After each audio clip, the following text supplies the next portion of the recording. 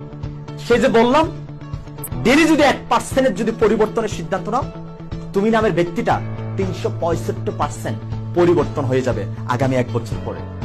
স্বপ্ন নিয়ে কিন্তু পড়ে থেকো না, তোমাকেই বলছি, স্বপ্ন নিয়ে পড়ে থেকো না। সঠিক পরিকল্পনা এবং অক্লান্ত পরিশ্রমে একমাত্র তোমার স্বপ্নের বাস্তবায়ন ঘটাবে। ঘরে বসে থেকে আর শুয়ে থেকে ভাবতে ভাবতে কেউ স্বপ্ন বাস্তবায়ন করতে পারেনি। অক্লান্ত পরিশ্রম করার পরেও কিন্তু স্বপ্ন বাস্তবায়ন হবে, আদারওয়াইজ কিন্তু সম্ভব না। সফলতার জন্য তোমাকে সবচেয়ে বেশি যেটা করতে হবে সেটা হচ্ছে কি, চেষ্টা করো, বারবার চেষ্টা করো, আবার চেষ্টা করো, এন্ড আরো একবার চেষ্টা করো। আমি বলবো আগামী দিন আবার চেষ্টা করো, এরপরে বলবো ভিন্নভাবে তুমি চেষ্টা করো। এমন কাউকে তুমি খুঁজে নাও যে কাজটা সম্পূর্ণ করেছে, যে সেই ফিল্ডে সফলতা অর্জন করেছে, এমন কাউকে খুঁজে নাও এবং পরের দিন কাজটা করতে কোথায় সমস্যা হচ্ছে সেটাকে ফাইন্ড আউট করো। আবার এমন ভাবে চেষ্টা করা শুরু করো যতক্ষণ পর্যন্ত তুমি তোমার অ্যাচিভমেন্ট, তোমার গন্তব্যে পৌঁছাতে পারো নাই, ততক্ষণ তুমি লেগে থাকো। অতএব চেষ্টার কোনো বিকল্প রাস্তা নাই। চেষ্টা করলে তুমি সফল হবেই নিশ্চিত। সফল হওয়ার জন্য একটাই নিয়ম, সেটা হচ্ছে কি, কখনো তোমার গন্তব্য, তোমার লক্ষ্য থেকে তোমার ফোকাস হাঁটাবে না, এদিক না এদিক, কোনো দিকে হাঁটাবে না। তোমার শুধু লক্ষ্যে ফোকাস রাখবে, তাহলে তুমি নিশ্চিতই তুমি সফল হবেই। প্রতিদিন একটা জিনিস মনে করবে, you can, if you think you can. Yes, যদি তুমি মনে করো তোমাকে দিয়ে সম্ভব, ইয়েস তোমাকে দিয়ে সম্ভব। আর যদি মনে করো আমি কিভাবে করব, তাহলে ইয়েস তোমাকে দিয়ে সম্ভব না। তুমি কি পৃথিবীর সবচেয়ে ব্যর্থ রূপে রূপান্তরিত হতে চাও, না নাকি সবচেয়ে বেশি সাফল্যের অধিকারী হতে চাও? দুইটা ব্যক্তি কিন্তু তোমার ভিতরে ঘুমিয়ে আছে।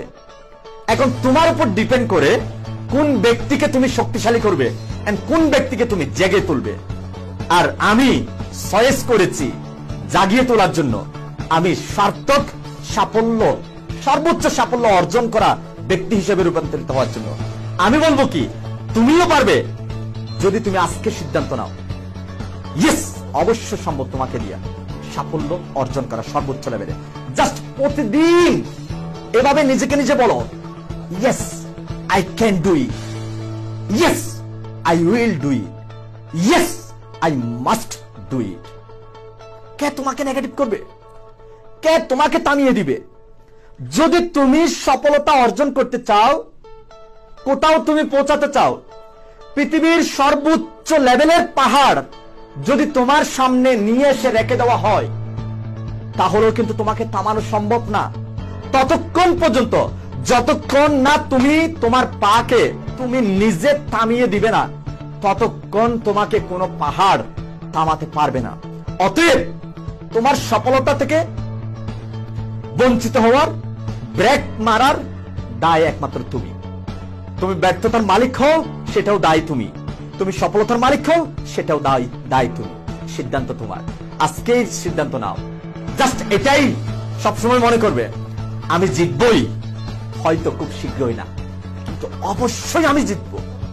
যে কাজে হোক, তুমি পড়াশোনা করতেছো, তুমি চাকরি করতেছো, তুমি ব্যবসা করতেছো, প্রতিদিন মনে করে এটা, ইয়েস আমি জিতবই, হয় শীঘ্রই না, হয়তোবা খুব শীঘ্রই না, কিন্তু অবশ্যই আমি জিতবো।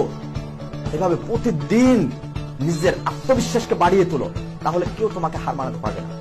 নেক্সট, তুমি যে কাজে থাকবে, যে কাজে লেগে আছো, সে কাজে অবশ্যই সফলতা অর্জন করতে পারবে। আর মনে থাকে যেন, আমি আবার বলছি, তুমি কে আর তুমি কি হতে চাও, তোমার লক্ষ্য কি, আর প্রবাসে যদি এসে থাকো কেন আসলে, এগুলোর জবাব বের করো, দেখবে তুমি হয়ে যেতে পারবে। ধন্যবাদ।